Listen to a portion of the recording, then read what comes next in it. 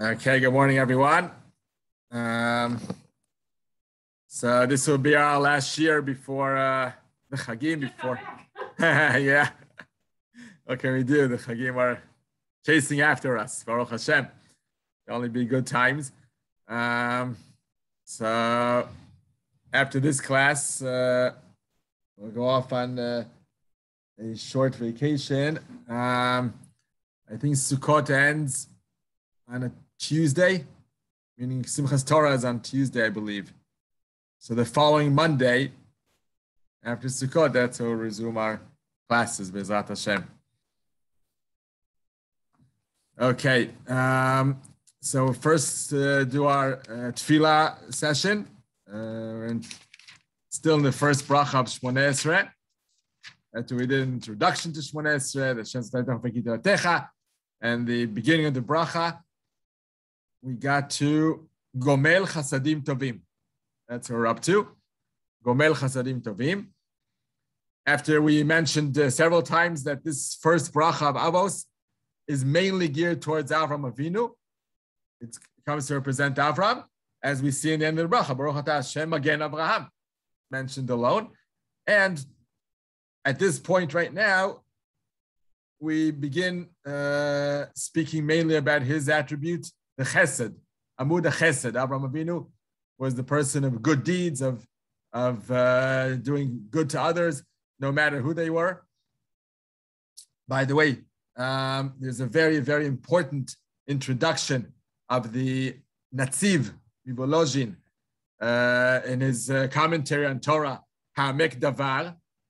So his introduction to Sefer Bereshis, which personally, I make it a point to read it every single year when we come around to the beginning of Bereshis. So once again, Shabbos Bereshis, I make it a point to read this introduction. It's only one page, not too long. Hebrew, I guess it's also translated into English if you find the Ha'amek Davar in English. So over there, he speaks about why is the book of Bereshis called Sefer Hayashar. In the book of Yoshua, Yoshua refers to Sefer Bereshis as Sefer Hayashar.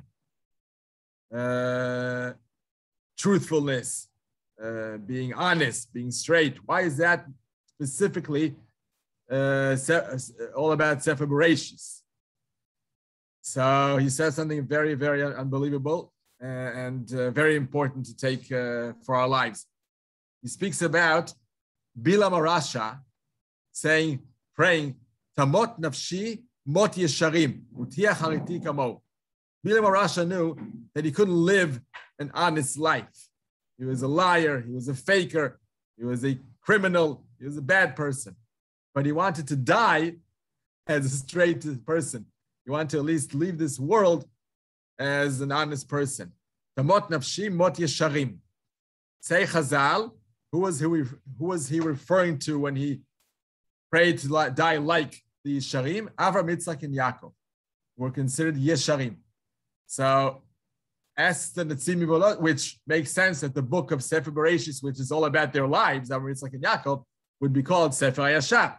Makes sense.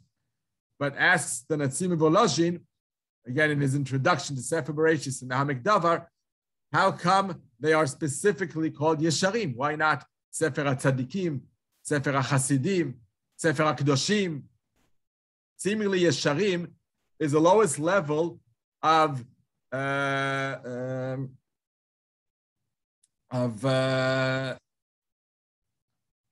within the ladder of climbing up towards Hashem. The lowest level will be Yesharim. But the Tzadikim, Chasidim, Kadoshim, much higher levels, and we're sure that Avram, Yitzchak, and Yaakov had reached those levels as well. So why refer to them on their lowest level? So says the Natzim Mivolozhin the following, that we read, actually it's Parsha Shavua. I just realized in Parsha Ha'azinu, the Parsha we're just coming up to, in Parsha Ha'azinu we're gonna read about Hashem. Ein emunah, kel emunah ve'ein avel, tzaddik ve'yashar hu. Referring to Hashem now. Kelemuna ve'ein avel. Hashem is trustworthy and doesn't ever do anything bad, anything wrong. Tzaddik ve'yashar hu. Hashem is a tzaddik and Hashem is honest, straight. It says in Tzivah, what is this referring to about Hashem being tzaddik ve'yashar? So he quotes from Chazal, tzaddik, or it's himself saying this. I'm not sure if it's himself explaining this or it's from Chazal. Tzaddik is referring to Hashem's actions and dealings with the Jewish people in the destruction of the first temple, and Yashar is the dealings with the Jews in the destruction of the second temple. How come? The first temple was destroyed because of the terrible 3 big sins that Am Yisrael were immersed in the first temple period. Avodah Zarah, Gilui Arayos, Shfichus Dam. They were actually involved in doing all those terrible sins. So Hashem, by being a tzaddik, he couldn't bear such a people like those who had committed those terrible sins. So therefore, he destroyed the temple because he was a tzaddik and they weren't acting in a righteous way. That's regarding the first temple. The second temple, says in Tzivah, was destroyed because of Hashem's midah of yashar, his attribute of being honest, being straight. Why is that contrary to the Jewish behavior at the days of the second temple? Because, says in Tzivah, as we know, they were sinas chinam. There was sinas chinam. There was hatred towards one another. There was separation and disrespect towards one another. Says in Tzivah, and that's contrary to yashar. If your heart is straight, if you're an honest person, then you find good in every person. It's the midah of appreciating other people, of giving them the benefit of the doubt, of understanding that everyone has a meaning in the world. This is what to live for. Everyone has a reason to live in this world and to bring forward their attributes, their talents, their good parts of their personality. And if you dispute and argue and split and disrespect others, then you're not yashar. You're not an honest, straight person. Your heart isn't straight. Now, where does he get this from? First of all, the Netziv says a very powerful line there that if not him that had written it, we couldn't say this ourselves. It says in Netziv Volozhin that although in that second temple period, they were Lomdei Torah, Gomlei Chasadim, and Ovdei Hashem, Yirei Shamayim. They had all these tremendous beliefs in Hashem, and they practiced the Torah fully. All the chumros and all the halachos and everything was done properly. But lo hayu yesharim. They weren't honest. They weren't good towards one another. That sinas chinam was in there. And what was it based on? It says in Netziv, due to the fact that they despised and belittled those who practiced Torah mitzvahs different than themselves. Someone else practiced Torah mitzvahs a different way. They said that's an epikores, that's a kofir, that's an ama'aretz, that's a reform Jew. They disregarded and disrespected anyone who did things differently than they, and one towards the other.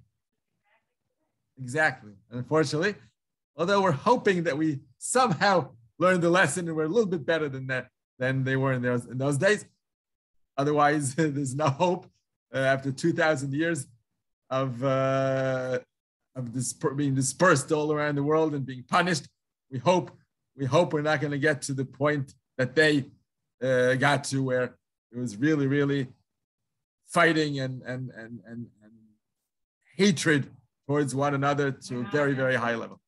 I'm hoping not at their level, hoping a little bit better than they were.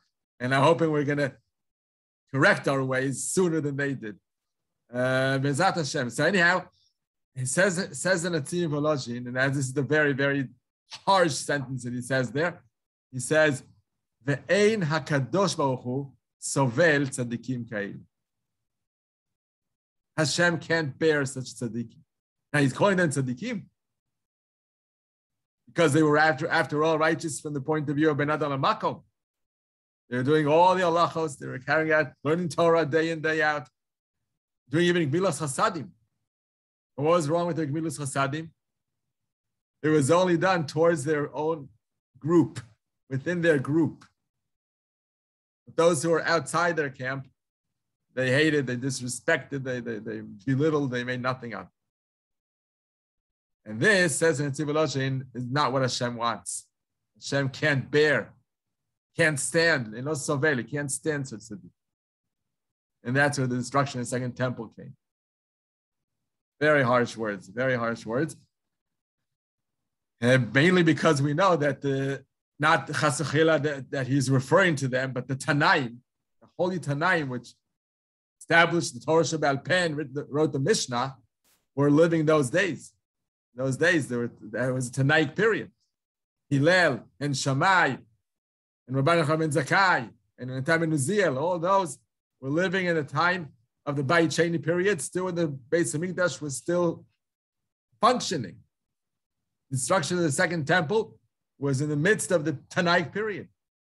So of course, it's not talking about them, because it says very explicitly in Chazal, in Eruvin, that Lo nimneu Talmidei Beit Shammai Talmidei Beit Hillel laset nashim eilu me'eilu. The Gemara in Eruvin said that they used to marry into each other. So they were definitely honest and straight, Ben Adam l'Chavero as well as Ben Adam l'Makom. We're not talking about the Tanaim, but I guess the masses, the students, those who didn't learn the Torah properly, and they were corrupt in their inside being, and personality was corrupt, they were the ones that led to Choban Bayit Sheni.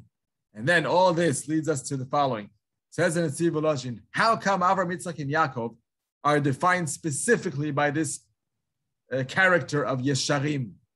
As we said before, that Bilam was praying to Mot Nafshi Mot Yesharim. I wish I can die as one of the three Avos, Avram, Yitzchak, Yaakov. And the book of Bereshit is called Sefer HaYashar because it speaks about their lives. Why were they specifically considered Yesharim? It says in Atziv because their characteristic was exactly that they cared for everyone. They tried to find the good in everyone. They loved everyone. And then he brings examples. He brings the first example from Avraham Avinu, praying so hard to Hashem and arguing with Hashem to save Sodom and Gomorrah.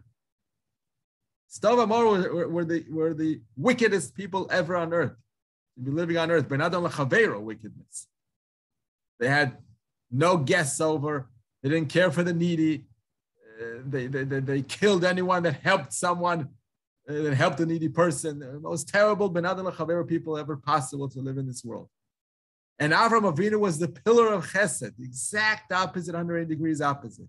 Pillar of Chesed, caring for every single person, including those three that looked to him like Arabs who came when he was hurting after the Bris Milah, and he had them in, and he ran for them, and he took care of them, and he gave them the water, and he gave them food, and he served them, completely out there to help any needy person, every person in the world. And with the Emunah also, to spread Emunah in Hashem the best he could in order to make other people's lives a much better life to live. So he's the exact opposite. He should have been the happiest man on earth when Hashem revealed to him the fact that he's about to destroy Sodom and Gomorrah. He should have said, woo, that's so great. We'll get rid of these cruel, terrible people, and the world will be a better world to live in. And yet he does the exact opposite. For 10 psukim or so, he's arguing with Hashem. Shema yesh 50 tzadikim betoch ha'ir, alot yisa lamakom, 45, 40, 30, 20, 10. He goes again and again, over and over again, please Hashem, save these people. What is he thinking, Avraham Avinu? These type of people he wants to be saved? Says in Atziv Volozhin, yes, because he was Yashar. He said to himself, even these people must have good in them. There must be some good somewhere deep, deep, deep inside them. And I want to get them to realize that. So now they're acting cruelly, right? But give me time, Hashem, and I'll make them good. He's out there to win even that battle. Even those people who are so wicked, he's out there to make good out of them. So that's a yashar person. That's not a person that despises anyone that's not like him, that tries to belittle and make speak badly about anyone else, about anyone in the world. No matter how opposite they are from him, he wants for their good.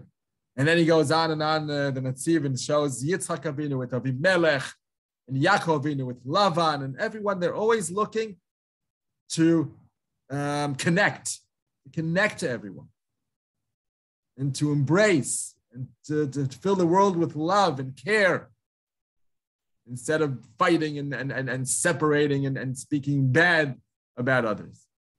So says in Netziv, that's the base for Judaism. You cannot be a tzaddik, a chassid, or a kadosh. You can't climb the ladder and be very, very high level if you're not yashar, first of all. You begin by being yashar. Begin by accepting everyone. Yes? No, I'm not trying to say this in a way, but I don't know if you say that in my heart. Aha, wow. First of all, as a lady, you're allowed to say that. You're allowed to ask that question. That's true. Yitzchak is in love with or loves Esav. Yitzchak with Esav.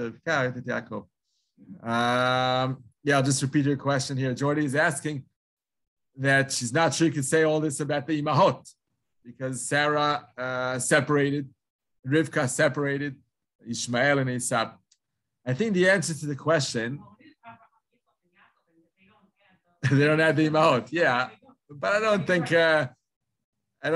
like you said before, we had to respect the Imahot as well, and they're also a very, very important base to the Jewish people. Right, I think the answer is no, but someone has to do a hard job. yeah. Why do you need the story of the policewoman? Right. Because without that story, obviously, someone had to take the job in their hands and do it. Right, but still, Jordan is asking. Avram Avinu knew that Sodom wasn't going to be the continuation of the Jewish people in any way. So why didn't he try to get rid of them? Because they were also interfering with the creation of the Jewish people. So why did Sarah do the job and not Avram? I think the answer is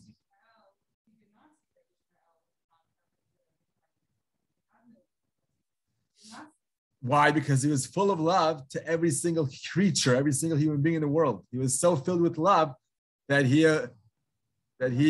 avoided seeing the bad deeds of the people. He just saw good. So I think the answer is, the Torah says this very explicitly. Kol asher tomar elecha Sarah, shma bekola. Ki v'yitzak yikere lecha zara. We see also this part of the laning of Rosh Hashanah. Says Rashi in the name of Chazal, why was Avram commanded to listen to Sarah? Mikan shegdola hayta Sarah me'Avraham bin viut. And that's a factor that is above all that we spoke now.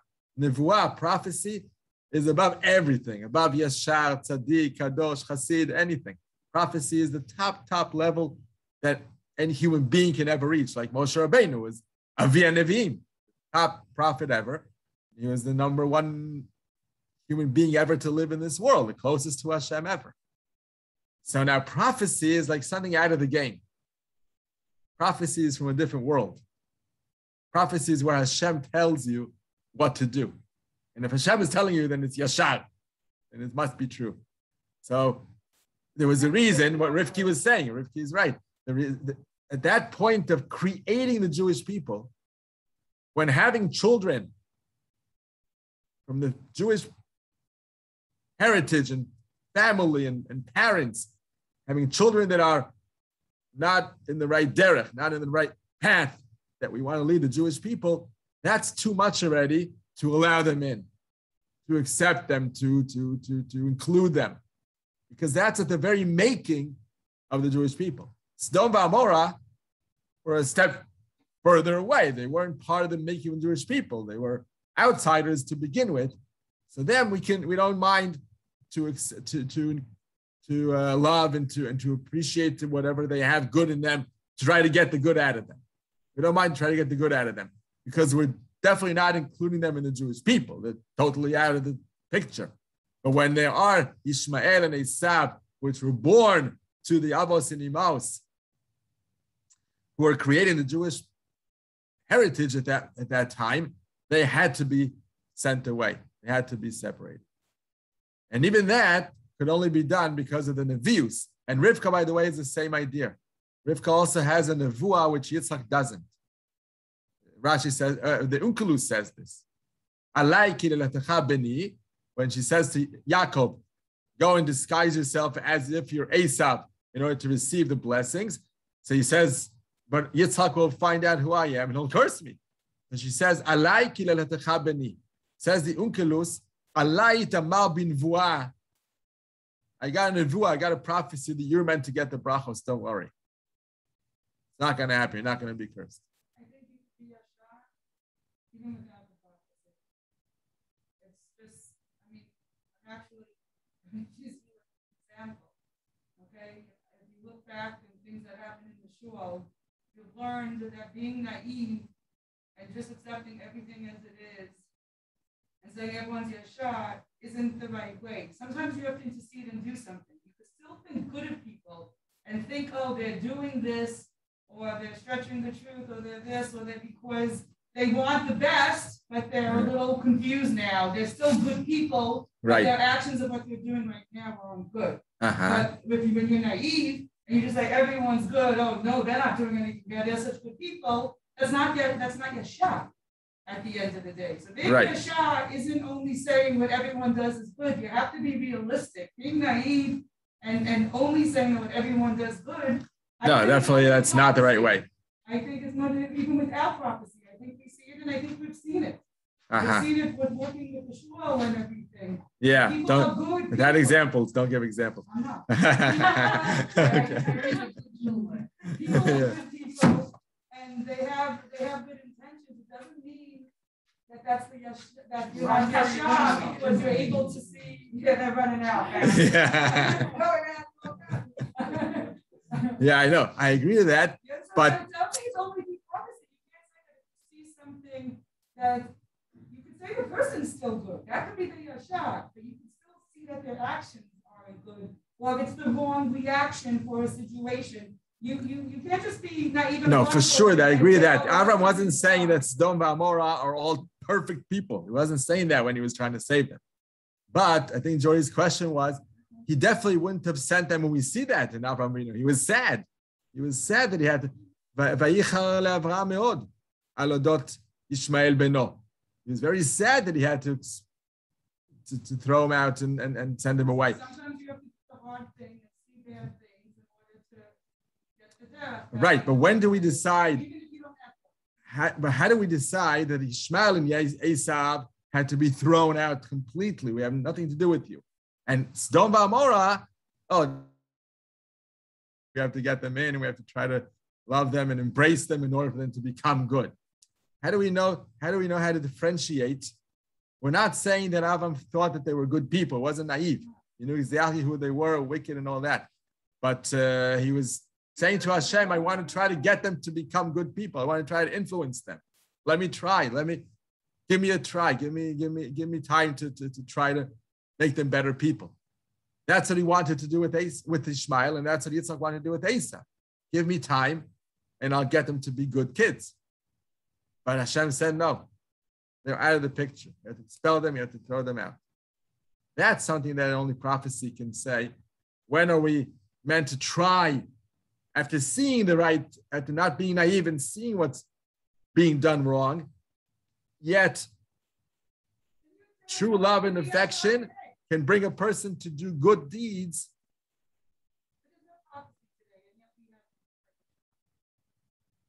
I'm not saying we don't, but right. No, because Yashar is exactly up, is that's what Jordy was asking.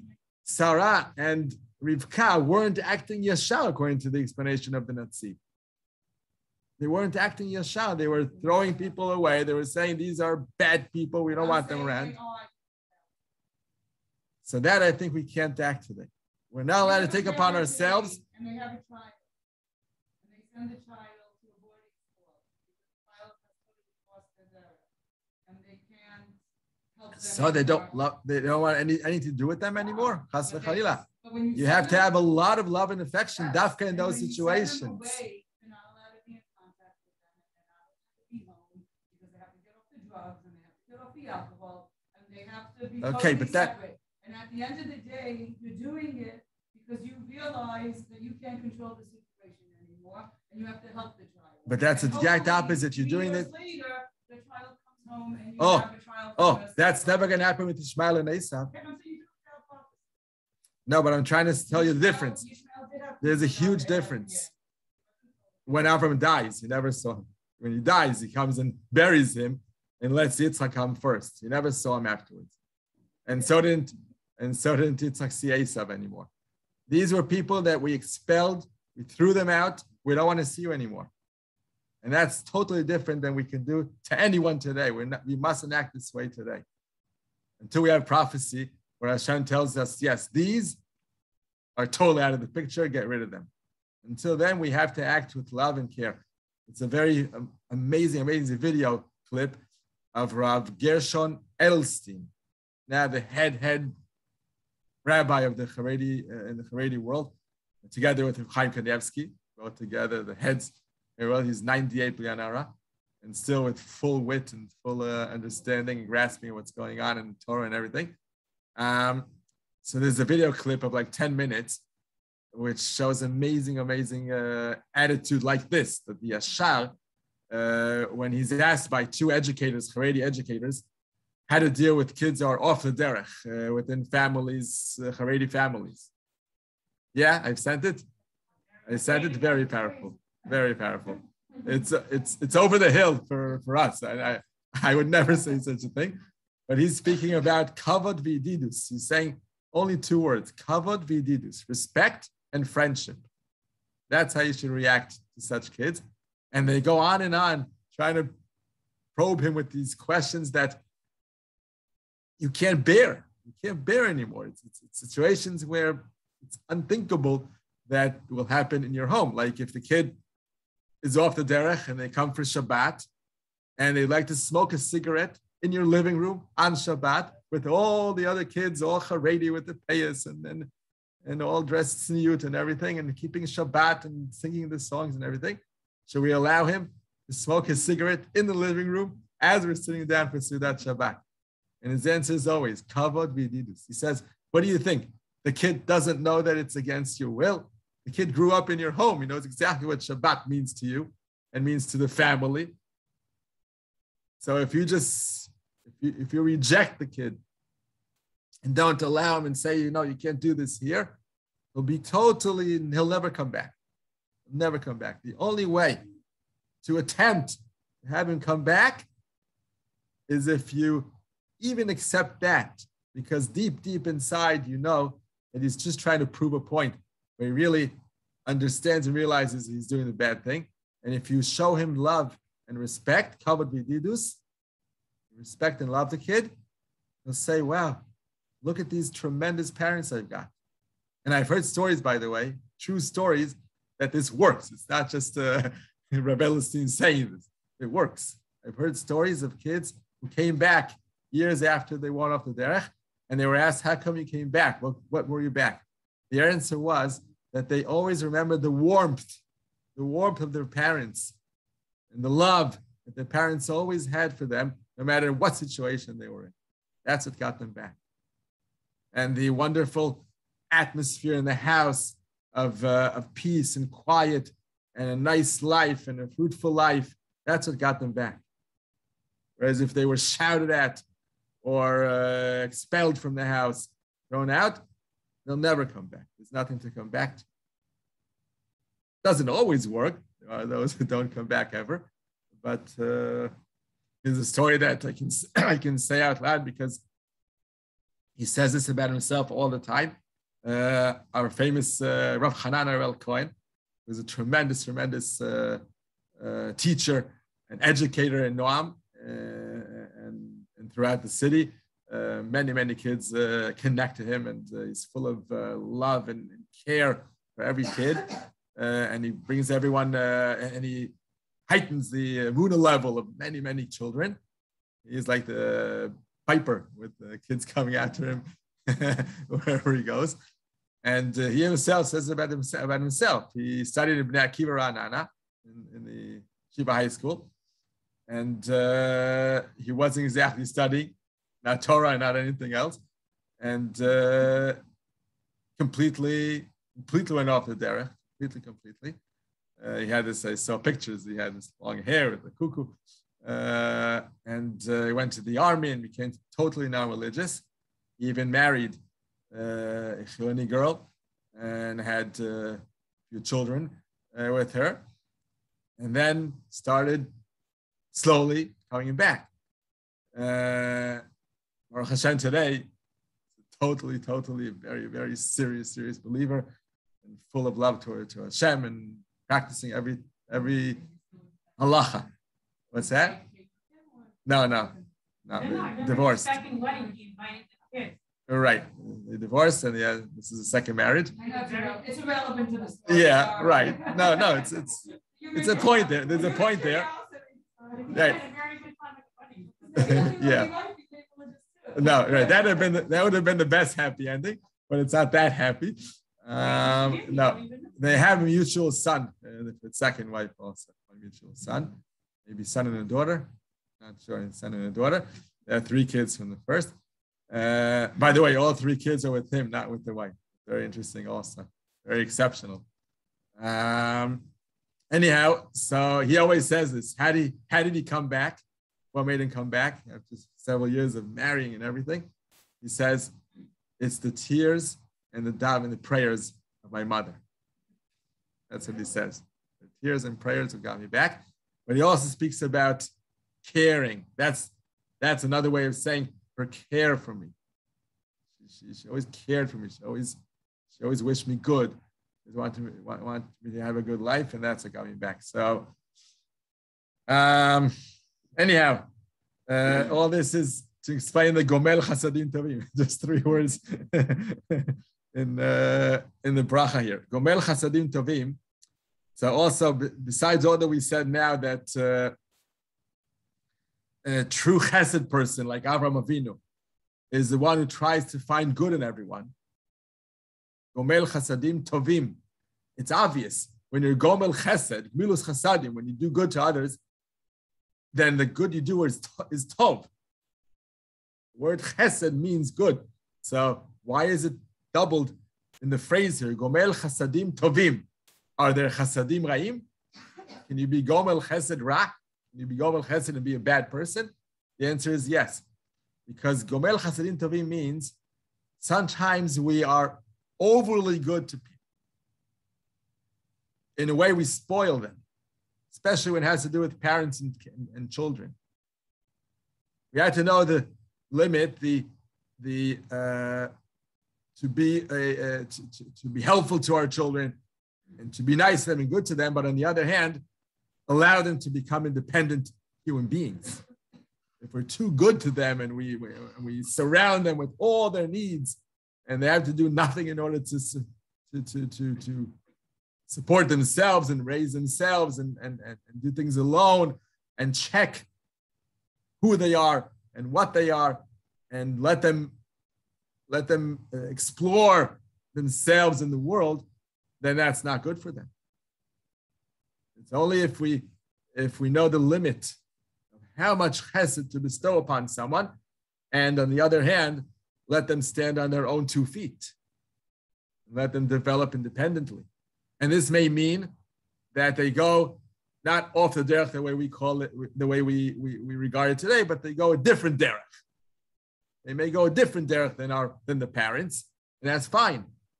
Each child has a right to choose for themselves, even if it's going off the derech, but we hope that won't happen. But if they choose to be orthodox in one way and orthodox in a different way, that's perfectly fine. And if we find in them a certain quality or a certain personality that requires a certain school, different than the school we had in mind, or different than the school we sent the other children to, so we send them to a different school. And to try to find the appropriate chinuch for every child. Chanoch lanar al pi darko. We're not supposed to impose on our children what we believe they should be. Rather, we should give them the atmosphere and environment to grow up the way they're meant to be. We're not supposed to force them mold them into a certain human being. We're supposed to just allow them to develop in the best atmosphere possible. We're there just to water the plant. No one makes the plant grow. You have to supply the plant with all its needs. Water, fertilization, sunlight, all the needs, so it grows the way it has in its DNA to grow.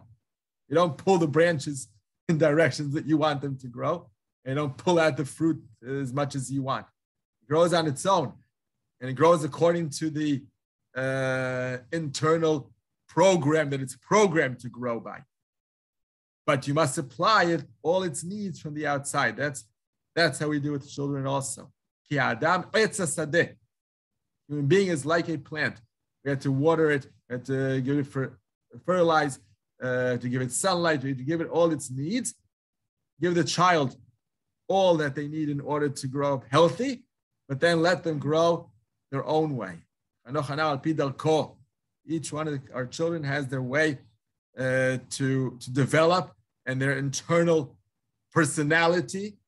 And if we let that grow, then it's gomel chasadim tovim. Or as if we think we're doing good by leading them totally the way we would like them to be, we think we're doing them the best service in the world, we may be ruining it for them. They may rebel in the end because they don't want to grow up that way. They want to grow up a different way. They want to become something different than what you think they should become. These are ideas of Gomel Chasadim Tovim. And just one last word for this, Gomel, the word letagmel in Hebrew means that you're paid what you're owed. You've done some work, and now your boss pays you. That's letagmel. So Hashem acts towards us, first of all, chasadim tovim. He knows how much to give us, how much chesed to do for us. That's not overwhelming, doesn't break us down. Like sometimes we hear stories of people who win the lottery, millions of dollars, and their life is ruined because it's too much. They've received too much good. So first of all, Hashem gives us chasadim tovim, the right amount that we can cope with, that we can deal with, and not too much. And on the other hand, gomel chasadim tovim. Hashem does it by paying us what sort of he owes, meaning after we work for him, after we service Hashem, after we worship Hashem, then we receive the good from him. He doesn't give it just for free as a living creature. And when we're not doing enough, we're not serving him enough, then he shows us. We don't get enough chesed. He doesn't bless us because he's trying to tell us, do more in order for me to be able to pay you more. So it's become more righteous, become better people, and then we'll get more chasadim. It all goes by gomel chasadim. It's not just, here, I'll give you no matter what you do. That's very bad. That's not chasadim tovim. Part of it being tovim is the gomel, is the fact that we get only for work we give in, work we do for Hashem. Otherwise, it's uncomfortable even. When a person gets gifts from people who he hasn't worked for them, he feels uncomfortable. It's busha. It's embarrassing. Lechem busha. We're here in this world in order to work for Hashem, in order to be better people and do our best halachically and good deeds and chesed and everything we can do well, the best we can, in order for them to be rewarded for what we've done by Hashem. That's chasadim tovim. And then the neshama, our neshama, is pleased with what we're doing, with the way we're living our life. But if we don't do enough, and yet Hashem blesses us, it's very uncomfortable, and it's bad for us because we never get the message. It doesn't come across that we should be better, heightening our level and perfecting ourselves all the time. We only get the message if Hashem hints to us that we should be doing more, and then more blessings will come. Okay, so that's for these 3 words. As we see, there's so much to receive and think about while we're praying to Hashem. There's so much there, and every word that Chazal, that the Anshe Knesset Gedola, even before Chazal, Anshe Knesset Gedola were in the beginning of Bayit Sheni, who wrote the wording for the Shmoneh Esreh and for most of the davening. They thought of every single word carefully, that it should teach us messages. The whole tefillah is as we've said numerous times, the whole tefillah acts as an educational process. We have to learn from the tefillah about ourselves. It's the main point of tefillah, as we said this many, many, many times, and repeat it over again many, many times. The main idea behind the tefillah is not to ask Hashem for all kinds of things. That's a very, very side point, if at all. The main point of tefillah is to connect with Hashem stronger and stronger and stronger by receiving the messages of the words of tefillah. Yes. Not quite. Definitely not if the speed of the davening that goes on. Right. So I think what we should try to do is, as we said this once also, focus on even 1 or 2 ideas. 1 or 2 ideas that you find very inspiring to you personally. Each one finds a different idea inspiring. And by the way, Iyun Tefillah is what we say in the beginning of the day. And all that. So one of them is Iyun Tefillah. Iyun Tefillah is something very, very positive, very, very necessary, that we deserve. One of the greatest deeds and actions that we can do is Iyun Tefillah. What does that mean, Iyun Tefillah? Learn all about Tefillah, which is learn from the books that wrote commentaries, explanations, deep ideas behind every word of the Tefillah. That's Iyun Tefillah. And then when you pray to Hashem, so what I would do is, the moment I learn a special Pshat, Perush, commentary on some words in the Tefillah, then focus on that for a few weeks.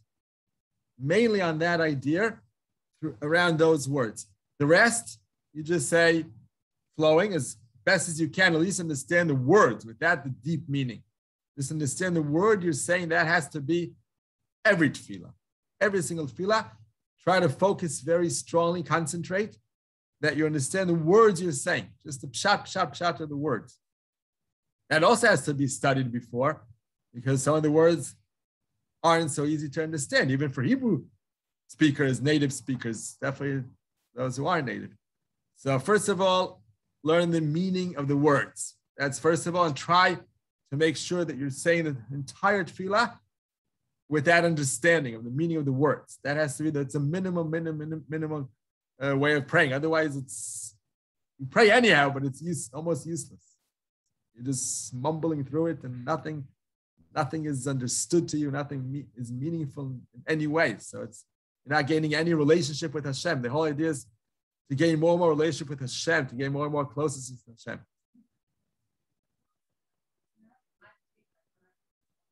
Yes.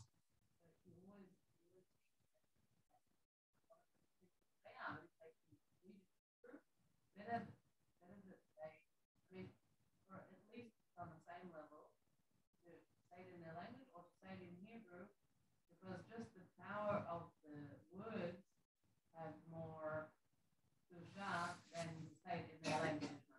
That's very true. That's very true for most of davening. Kriyat Shema, definitely 1,000% true. I'll just repeat again for the Zoom people. Jordy was saying that just the mere fact that you're using the Hebrew language without understanding the words makes it holy, or even holier than praying in your own language, understanding better what you're saying. So I was answering that that's definitely true for majority, most of the parts of Tefillah. That's true. Kriyat Shema, definitely. We're not supposed to say Kriyat Shema, even though we are allowed to. The halacha says Shema bechol lashon sheta shomea.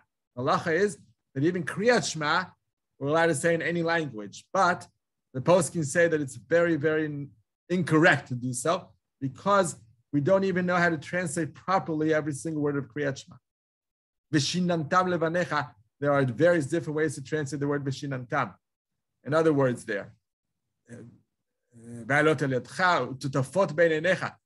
is the word, it's not even from original Hebrew. Rashi says, tat be'afrik tishtayim, pat be'afrik tishtayim. Meaning these, totafot is a word coming from two different languages from Africa. It's written in the Torah as tefillin. 2 and 2 makes it 4 because there are 4 parshas in tefillin. We can't translate such words. So definitely Kriyat Shema, we should be attempting to say in Hebrew, in the words of Lashon HaKodesh, the way they're written in the Torah, because they come from the Torah, parshas of the Torah. But Shmoneh Esreh specifically, the Gemara says about Shmoneh Esreh, Rachmana liba bai, or Rachmeininu. No, the words are Rachmeininu. Shmoneh Esreh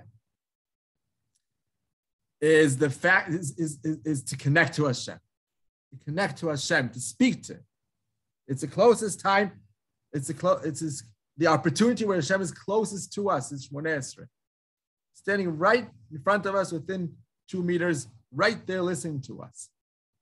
So imagine you converse with someone without understanding the words you're saying. So let's just finish the idea. So specifically Shmoneh Esreh, not by Pesukei de Zimra, not by Birkos Kriyat Shema, not by Kriyat Shema, specifically by Shmoneh Esreh, it's most important that you understand what you're saying. And therefore I would say, if they don't have the ability to understand the meaning, best if they understand the meaning of the Hebrew word that they're saying, slowly but surely they'll get there. They can even have the English or French or Russian word underneath the word in Hebrew, and they say it in Hebrew. That's fine, because they're seeing the interpretation on the spot.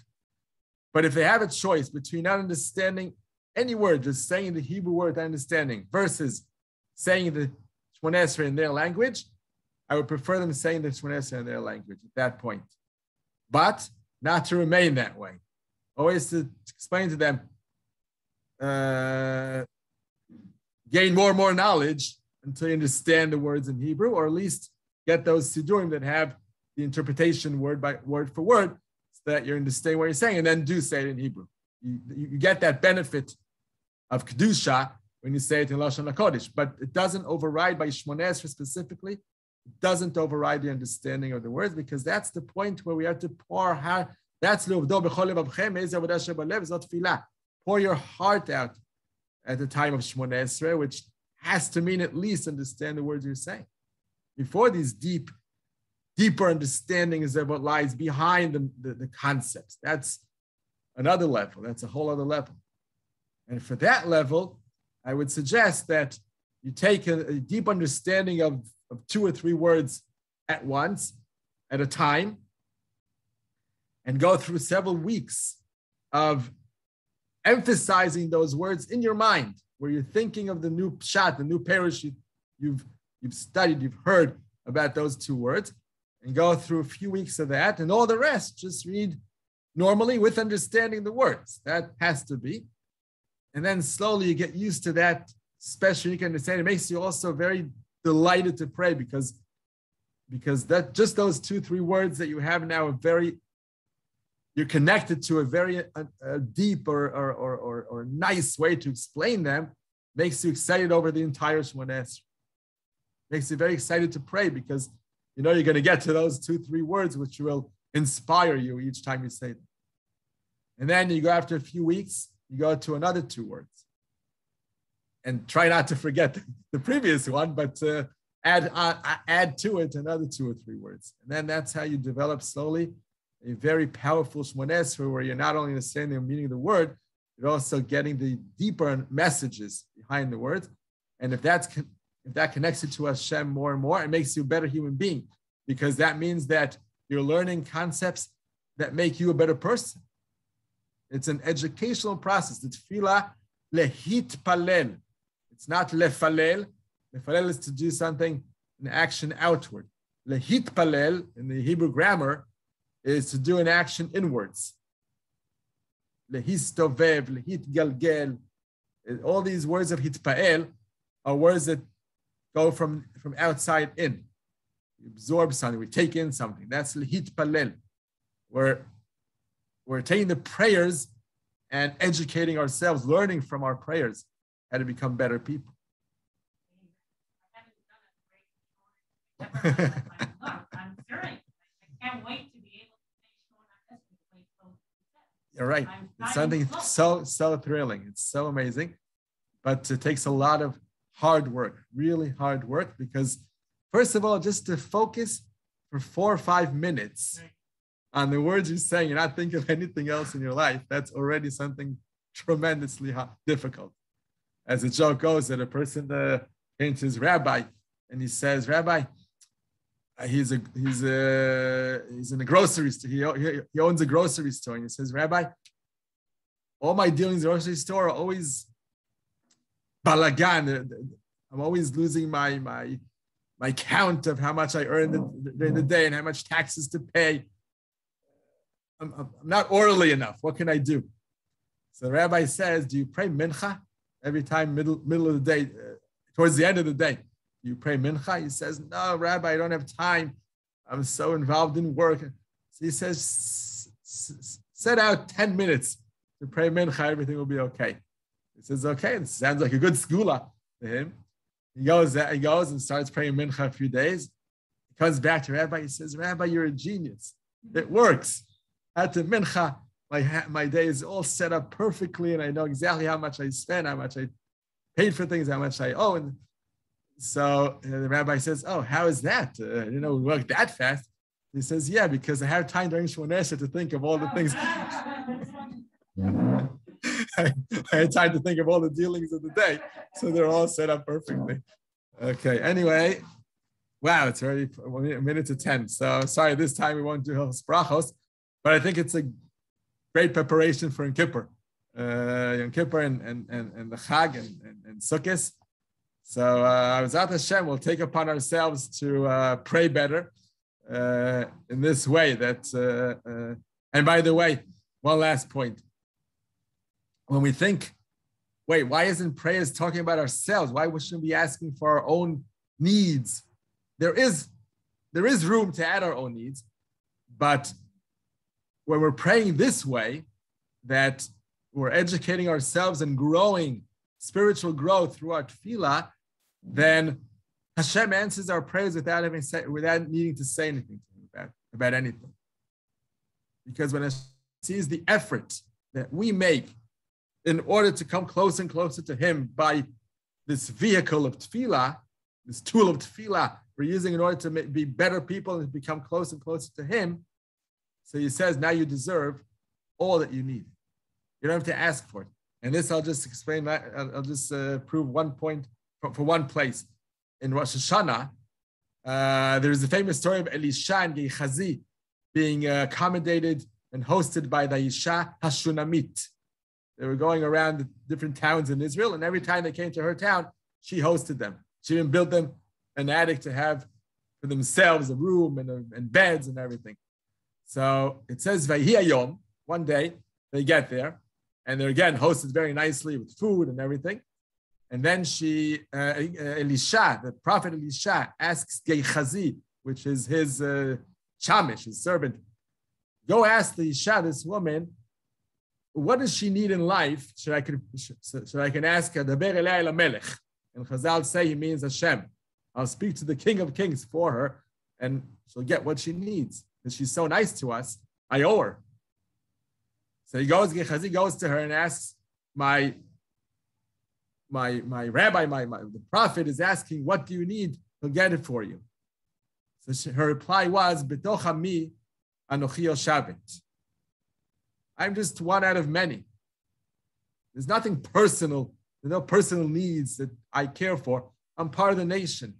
As long as for the nation it's okay, I'm also okay. I don't think of myself personally. I'm thinking of the nation. Chazal say Vayhi Hayom. Anytime it says Hayom, it means Rosh Hashanah. So that day was Rosh Hashanah.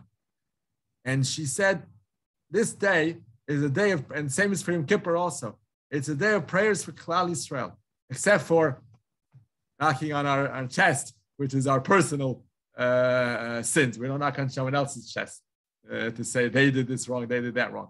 We speak about our wrongdoings, but the desire for all of Klal Yisrael to be in a better spot, not about ourselves in any way. And due to that, Elisha asked Gehazi, so you tell me, what does she need really?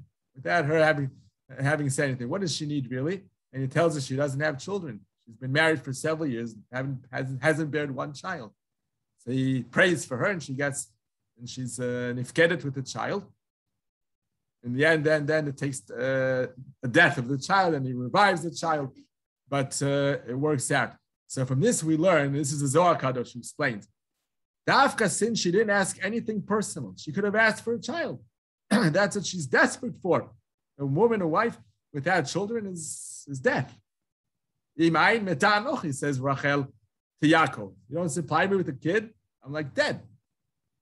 So she desperately wants a child, but she didn't say boo. She didn't say a word about a child. She took her personal life and combined it with the national life and only cared for the nation. If you only care for the nation, you only care to be good with Hashem and good with others, then Hashem answers your true desire inside, which is giving you a child. Okay, Shkoch, Gmar Chatima Tova, Shana Tova, M'vorechet, Chag Sameach to everyone. And we'll see you B'ezrat Hashem after Sukkot, the first Monday after Simchat Torah.